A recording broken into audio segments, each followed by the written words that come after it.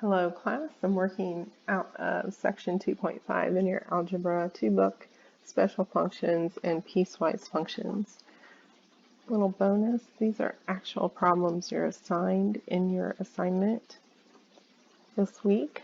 So let's look at number 7 to begin. Alright, so we have a graph that looks something like this, and you're asked to state the domain and range. So it helps to get started by labeling your x and y points. -6, -1, right on the graph. You can copy it or kind of pencil it in and erase it from your book later when you're done. Something like this. And then this is touching -3 right here, and that's important. We'll see why shortly. You can see that line.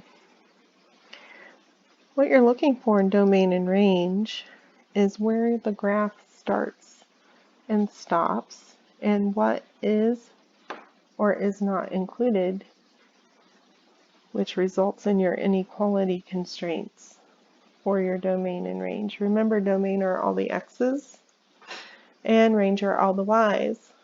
So let's start with the domain.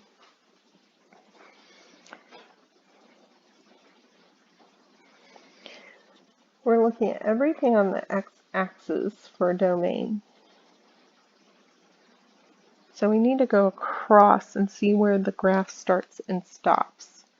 Well, for x, the graph stops here and the graph stops here. Let's look at where everything for x is in the middle for this domain. Starts and stops with open and closed circles considered as well. So we'll write our set notation for domain. We'll say, okay, domain equals the set of x such that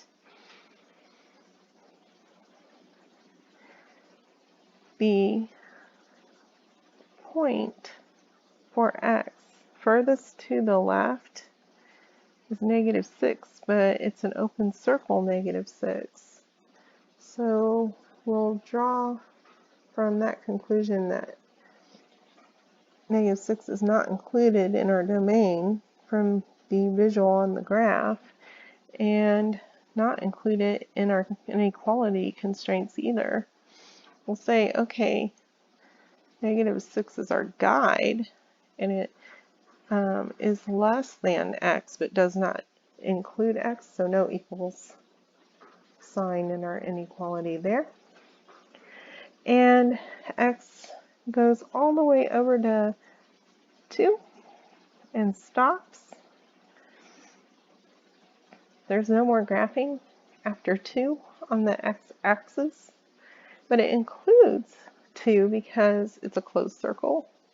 So we say that, where x is also less than or equal to 2, and in set notation. -6 to 2 across the x-axis. That's where our graph begins and ends in some kind of ascending order from negative to positive numbers. Look that over. We're going to tackle the range next. Let's kind of see what we've got with range. So if domain is all of the x's, then range are all of the y's. So we'll start our set notation. Range equals the set of y's such that. Well, let's look at our graph. Okay, so this is the y-axis, and we've got a top and a bottom to it, and that would be where our graph visually starts and stops. We'll go in ascending order. This touches -3 here, so that's where the graph is done on the y-axis. It does not go below -3 for the y, so we'll say that. -3 and it does include it. So we'll say is less than or equal to y. And then at the top, the graph stops at 6 for y. It's done there, and it includes 6 with a closed circle. So we'll say y is less than or equal to 6 in set notation. So that's our domain and range for number 7. So in your book, you do not have plotted points. I would suggest that you carefully write down all your points to help you, and also consider the minimum or maximum value like we saw in this graph right here, where it ends on the y-axis at -3, because that is also considered. So then make it make sense in your set notation for what you logically see on the graph. Okay, we're going to pop over to 23 and 25 as well. These include absolute value. So if we look at number 23, you have a graph that looks something like this. These absolute value graphs look like this. So when you see something like an absolute value of x, it's going to be this kind of graph, and my line needs to be a little bit more exact, so I'm going to do that real quick. So up from -3 here, and up from -3 here. So it's right on the the y-axis. All right. So you're supposed to write a function rule. So you're going to write f of x equals something. And when we have a graph that looks like a V, that's an absolute value.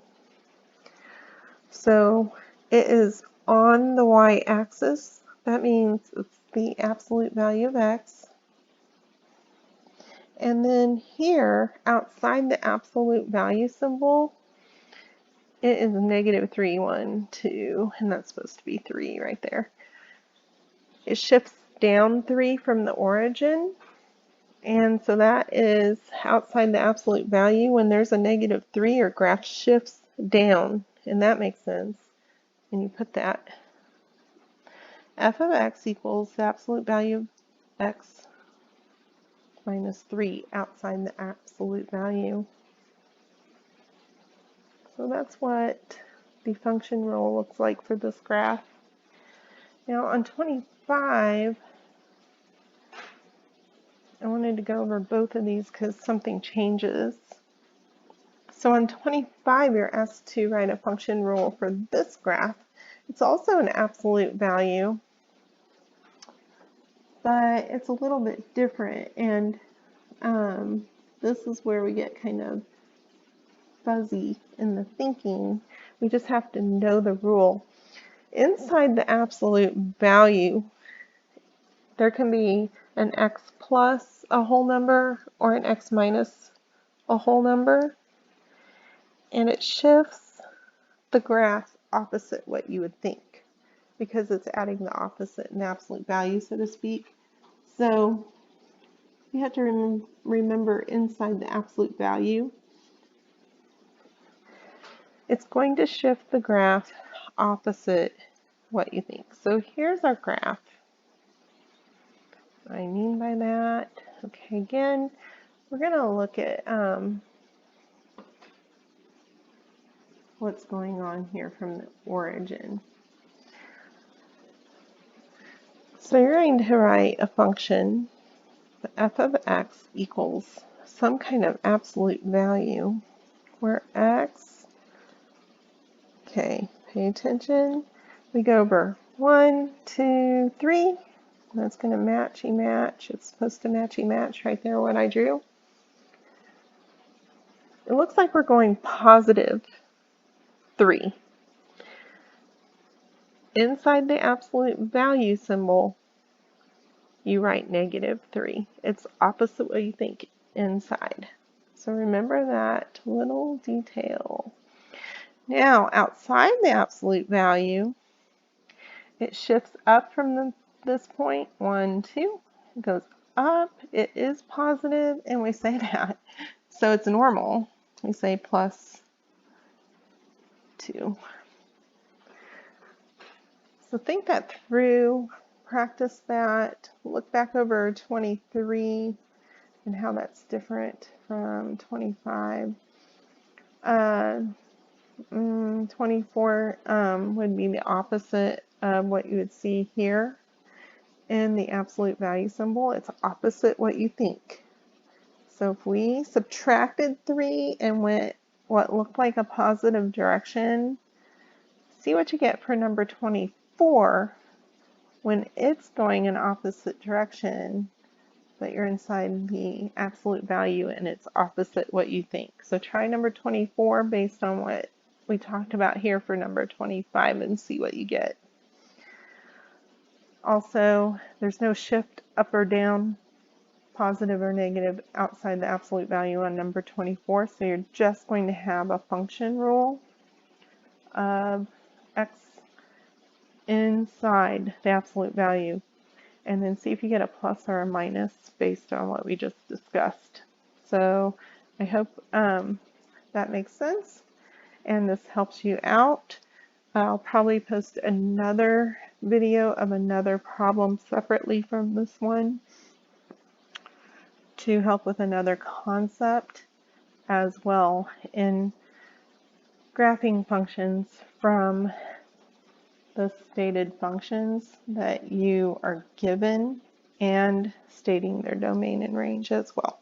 So pick that one up too. See you soon.